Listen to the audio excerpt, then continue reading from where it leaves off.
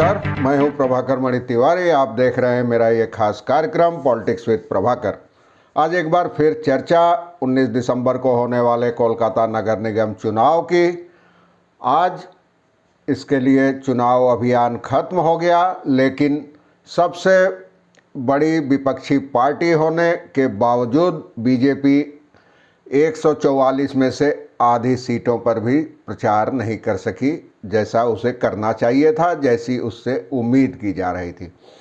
विधानसभा चुनाव के मुकाबले देखें तो पार्टी का प्रचार लगभग ठप था और कोलकाता नगर निगम चुनाव की काफ़ी अहमियत है। आप जानते हैं, इसे मिनी विधानसभा चुनाव कहा जाता है। बावजूद इसके पार्टी ने इसके प्रति जो उदासीनता दिखाई है, उससे राजनीतिक हलकों के साथ ही खुद बीजेपी में भी सवाल उठ रहे हैं। इसके लिए अलग अलग कारण बताए जा रहे हैं। पार्टी ने स्टार प्रचारकों की जो सूची जारी की थी, उसमें से भी ज़्यादातर नेता चुनाव प्रचार के लिए कोलकाता नहीं पहुंचे। अब 19 दिसंबर को चुनाव है, इसमें क्या होता है ये आगे होगा। फिलहाल आज मैं बताऊंगा कि आखिर क्या है बीजेपी की इस उदासीनता की वजह। पूरा वीडियो देखिए, जचे तो इस रिपोर्ट को और चैनल को सब्सक्राइब करें, मित्रों और परिजनों के साथ शेयर करें और घंटी का निशान भी दबा दें।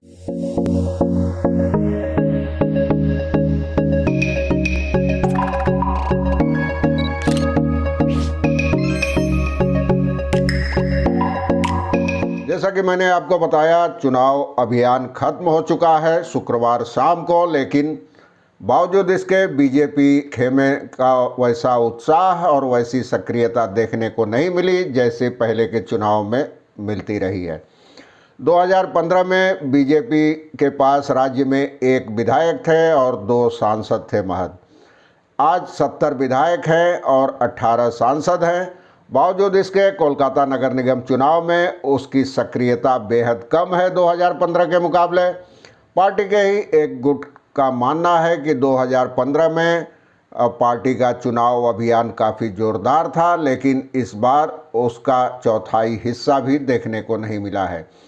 और उस साल आपको याद होगा, नगर निगम चुनाव में उम्मीदवार होने के लिए बीजेपी के मुख्यालय के बाहर टिकट के आवेदनकारियों की भारी भीड़ जुटी थी और उम्मीदवारों की सूची जारी होने के बाद जिन लोगों को टिकट नहीं मिला था, उन्होंने बाहर काफ़ी प्रदर्शन किया था, विरोध जताया था, नारेबाजी की थी और बाद में वहां लाठीचार्ज भी करना पड़ा भीड़ पर अंकुश लगाने के लिए।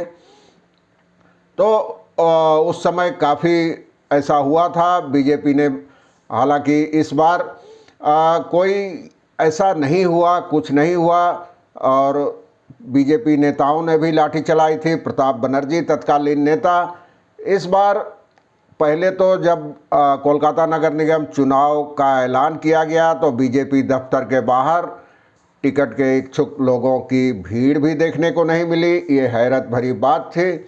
और उम्मीदवारों की सूची जारी होने के बाद कहीं से कोई नाराज़गी, विरोध प्रदर्शन वगैरह भी नहीं हुए। 2015 के मुकाबले देखें तो यह तस्वीर एकदम विपरीत थी और बीजेपी ने सबसे आखिर में अपने उम्मीदवारों की सूची जारी की।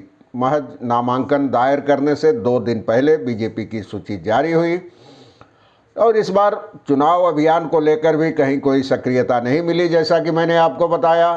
और प्रदेश अध्यक्ष सुकांत मजूमदार, पूर्व अध्यक्ष दिलीप घोष और विपक्ष के नेता शुभेंदु अधिकारी ने कुल मिलाकर आधे वार्डों में भी चुनाव सभाएं नहीं की। समय ही नहीं था इतना ज़्यादा। एक तो उम्मीदवारों की सूची सबसे आखिर में जारी की गई थी।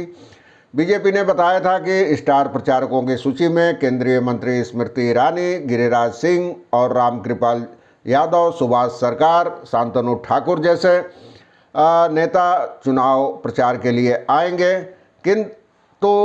परंतु कई लगे रहे, लेकिन इनमें से कोई भी नाम देखने को नहीं मिला। और सुकांत मजूमदार ने आखिर में उनको कहना पड़ा। उन्होंने कहा कि हम स्थानीय लोगों के भरोसे ही चुनाव लड़ रहे हैं। प्रदेश बीजेपी नेताओं के एक गुट का कहना है कि कोलकाता में संगठन काफ़ी कमज़ोर है पार्टी का और इसके बाद विधानसभा चुनाव और उसके बाद 7 सीटों पर जो उपचुनाव हुए तो उसमें पार्टी को जो करारी हार मिली, उसके बाद से कार्यकर्ताओं में भी वैसा उत्साह नहीं रहा है। ऐसे में पार्टी के कई नेता ही सवाल उठा रहे हैं कि क्या यह वॉक ओवर देने जैसा नहीं है तृणमूल को, क्या यह लड़ाई से पहले ही मैदान छोड़ देने की बात नहीं लगती। आईटी सेल के प्रमुख अमित मालवीय ने भी बीते दिनों बीजेपी नेताओं के साथ यहाँ एक बैठक में कहा था कि आप लोगों ने लगता है लड़ाई के पहले ही हार मान ली है। हालांकि बीजेपी के दूसरे गुट का दावा है कि टीएमसी के कथित अत्याचारों की वजह से बीजेपी कार्यकर्ता प्रचार के लिए सड़कों पर नहीं निकल पा रहे हैं। इसके अलावा 5 विधायकों समेत कई नेताओं के टीएमसी में चले जाने से भी पार्टी कार्यकर्ताओं का मनोबल टूटा है, गिरा है। हालांकि प्रदेश बीजेपी प्रवक्ता समीक भट्टाचार्य इसके लिए तृणमूल कांग्रेस को जिम्मेदार ठहराते हैं। मौजूदा परिस्थिति के लिए उनका कहना था, तृणमूल ने पूरा हर जगह अपना कब्जा कर लिया है, अपने बैनर होर्डिंग लगा दिए हैं, हर दीवार पर कब्जा कर लिया है। इसी वजह से बीजेपी की मौजूदगी नज़र नहीं आ रही है या बहुत कम नज़र आ रही है। उनका कहना था कि हमारे उम्मीदवार और नेता घर घर जाकर प्रचार कर रहे हैं, इसलिए वैसा उनको मीडिया में भी जगह नहीं मिल रही है और वैसा देखने में नहीं आ रहा है। न कोई बड़ी सभाएं हो रही है, न पद यात्राएँ और न रैलियाँ, घर घर जाकर प्रचार किया जा रहा है। उनका कहना था कि चुनाव के बाद, विधानसभा चुनाव के बाद हमारे 54 लोग शहीद हुए हैं बीजेपी के, तृणमूल कांग्रेस के हाथों, और अभी भी हजारों कार्यकर्ता बेघर हैं, घरों से बाहर हैं। हम उनको लौटाने पर ही ध्यान केंद्रित कर रहे हैं और हम जल्दी ही इस अत्याचार के खिलाफ लड़ेंगे और स्थिति में बदलाव लाएंगे। दूसरी ओर तृणमूल कांग्रेस के महासचिव पार्थ चटर्जी ने कहा कि विधानसभा चुनाव के समय हमने सुना था कि बीजेपी ने पैसे देकर चुनाव अभियान चलाने के लिए आदमी रखे हैं, आदमियों को रखा है, कई आदमियों को मासिक वेतन या दैनिक वेतन के आधार पर। लेकिन हारने के बाद सुना था कि उसने यह व्यवस्था खत्म कर दी है।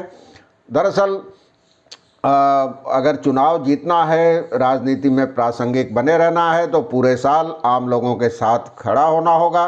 बीजेपी ऐसा नहीं कर पा रही है और ऐसा सिर्फ तृणमूल कांग्रेस ही कर पाती है। अब चुनाव अभियान खत्म हो गया, अब 19 दिसंबर को देखते हैं क्या होता है, कैसे मतदान होता है और इसका नतीजा 2 दिनों बाद यानी 21 दिसंबर को आएगा। मैं लगातार अपडेट देता रहूँगा। आज के लिए बस इतना ही। धन्यवाद, नमस्कार।